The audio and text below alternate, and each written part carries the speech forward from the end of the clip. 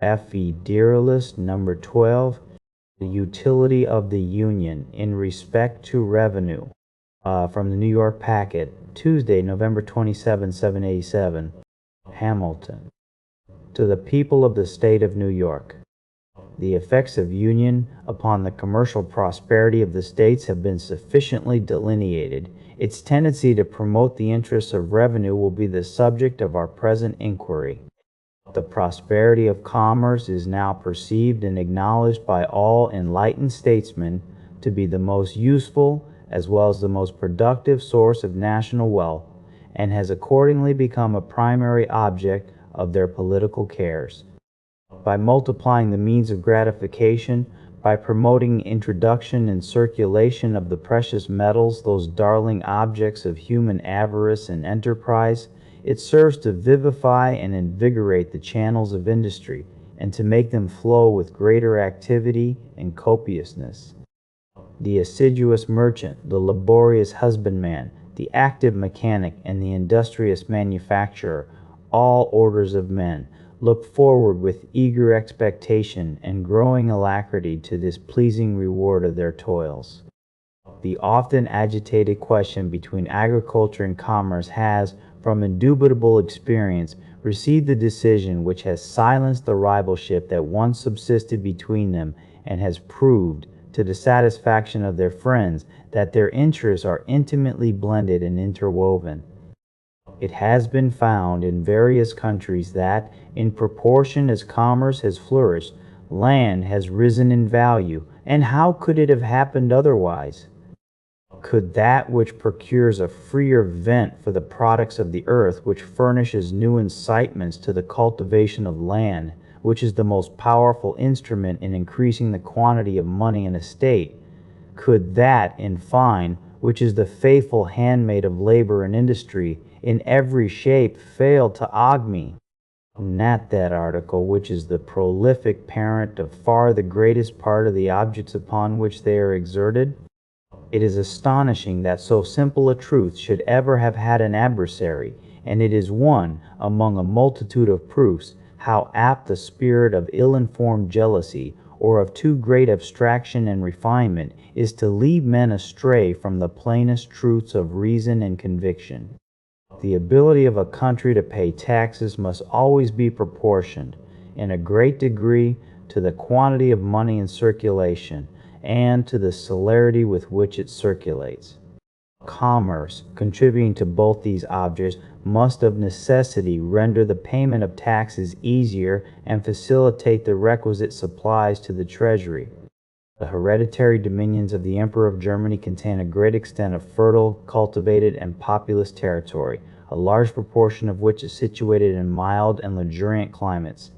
In some parts of this territory are to be found the best gold and silver mines in Europe. And yet, from the want of the fostering influence of commerce, that monarch can boast but slender revenues. He has several times been compelled to owe obligations to the pecuniary succors of other nations for the preservation of his essential interests, and is unable, upon the strength of his own resources, to sustain a long or continued war. But it is not in this aspect of the subject alone that union will be seen to conduce to the purpose of revenue. There are other points of view in which its influence will appear more immediate and decisive. It is evident from the state of the country, from the habits of the people, from the experience we have had on the point itself, that it is impracticable to raise any very considerable sums by direct taxation. Tax laws have in vain been multiplied. New methods to enforce the collection have in vain been tried. The public expectation has been uniformly disappointed, and the treasuries of the states have remained empty. The popular system of administration inherent in the nature of popular government, coinciding with the real scarcity of money incident to a languid and mutilated state of trade, has hitherto defeated every experiment for extensive collections, and has at length taught the different legislatures the folly of attempting them. No person acquainted with what happens in other countries will be surprised at this circumstance. In so opulent a nation as that of Britain, where direct taxes from superior wealth must be much more tolerable and, from the vigor of the government, much more practicable than in America, far the greatest part of the national revenue is derived from taxes of the indirect kind, from imposts, and from excises. Duties on imported articles form a large branch of this latter description. In America, it is evident that we must a long time depend for the means of revenue chiefly on such duties. In most parts of it, excises must be confined within a narrow compass. The genius of the people will ill brook the inquisitive and peremptory spirit of excise laws. The pockets of the farmers, on the other hand, will reluctantly yield but scanty supplies, in the unwelcome shape of impositions on their houses and lands, and personal property is too precarious and invisible a fund to be laid hold of in any other way than by the imperceptible agency of taxes on consumption. If these remarks have any foundation, that state of things which will best enable us to improve and extend so valuable a resource must be best adapted to our political welfare, and it cannot admit of a serious doubt that this state of things must rest on the basis of a general union. As far as this would be conducive to the interests of commerce, so far it must tend to the extension of the revenue to be drawn from that source. As far as it would contribute to rendering regulations for the collection of the duties more simple and efficacious, so far it must serve to answer the purposes of making the same rate of duties more productive and of putting it into the power of the government to increase the rate without prejudice to trade. The relative situation of these states, the number of rivers with which they are intersected, and of bays that wash their shores, the facility of communication in every direction, the affinity of language and manners, the familiar habits of intercourse, all these are circumstances that would conspire to render an ally. Trade between them a matter of little difficulty, and would ensure frequent evasions of the commercial regulations of each other. The separate states or confederacies would be necessitated by mutual jealousy to avoid the temptations to that kind of trade by the lowness of their duties. The temper of our governments for a long time to come would not permit those rigorous precautions by which the European nations guard the avenues into their respective countries, as well by land as by water, and which even there are found insufficient obstacles to the adventurous stratagems of avarice. In France, there is an army of patrols, as they are called, constantly employed to secure their fiscal regulations against the inroads of the dealers in contraband trade. Mr. Necker computes the number of these patrols at upwards of 20,000. This shows the immense difficulty in preventing that species of traffic where there is an inland communication, and places in a strong light the disadvantages with which the collection of duties in this country would be encumbered if by disunion the states should be placed in a situation, with respect to each other, resembling that of France with respect to her neighbors. The arbitrary and vexatious powers with which the patrols are necessarily armed would be intolerable in a free country. If, on the contrary, there be but one government pervading all the states, there will be, as to the principal part of our commerce, but on side to guard the Atlantic coast, vessels arriving directly from foreign countries laden with valuable cargoes would rarely choose to hazard themselves to the complicated and critical perils which would attend attempts to unlade prior to their coming into port.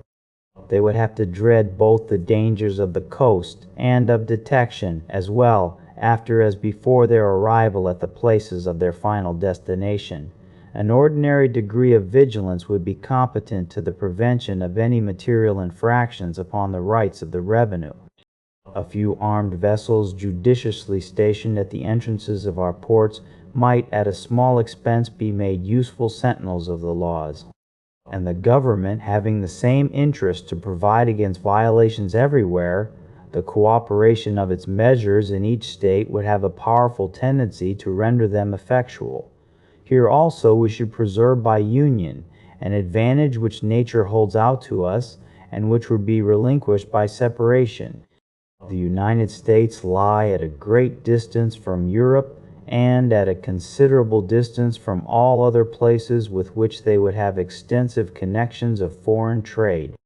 The passage from them to us in a few hours, or in a single night, as between the coasts of France and Britain and of other neighboring nations, would be impracticable. This is a prodigious security against a direct contraband with foreign countries, but a circuitous contraband to one state through the medium of another would be both easy and safe.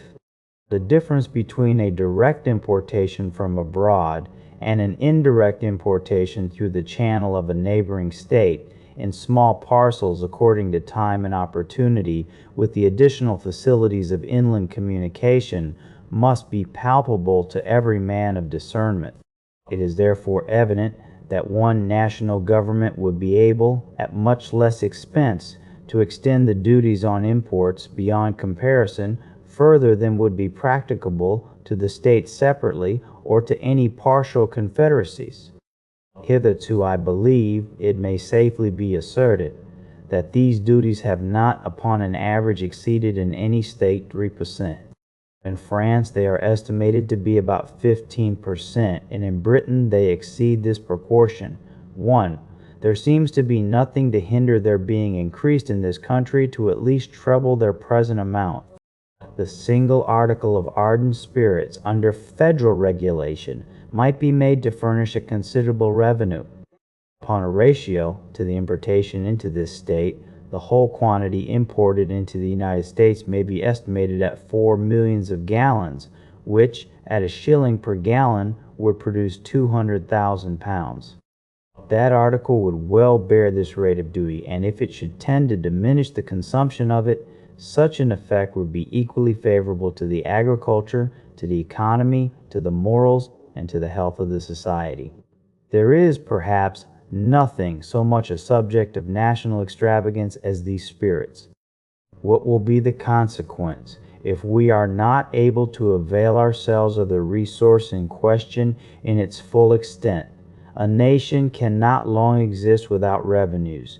Destitute of this essential support, it must resign its independence and sink into the degraded condition of a province. This is an extremity to which no government will of choice accede. Revenue, therefore, must be had at all events. In this country, if the principal part be not drawn from commerce, it must fall with oppressive weight upon land. It has been already intimated that excises, in their true signification, are too little in unison with the feelings of the people to admit of great use being made of that mode of taxation, nor indeed in the states where almost the sole employment is agriculture are the objects proper for excise sufficiently numerous to permit very ample collections in that way. Personal estate, as has been before remarked, from the difficulty in tracing it, cannot be subjected to large contributions by any other means than by taxes on consumption. In populous cities, it may be enough the subject of conjecture to occasion the oppression of individuals without much aggregate benefit to the state, but beyond these circles it must, in a great measure, escape the eye and the hand of the tax gatherer. As the necessities of the state, nevertheless, must be satisfied in some mode or other, the defect of other resources must throw the principal weight of public burdens on the possessors of land. And as, on the other hand, the wants of the government can never obtain an adequate supply unless all the sources of revenue are open to its demands, the finances of the community, under such embarrassments, cannot be put into a situation consistent with its respectability or its security. Thus, we shall not even have the consolations of a full treasury to atone for the oppression of that valuable class of the citizens who are employed in the cultivation of the soil. But public and private distress will keep pace with each other in gloomy concert, and unite in deploring the infatuation of those councils which led to disunion. Publius. 1. If my memory be right, they amount to 20%.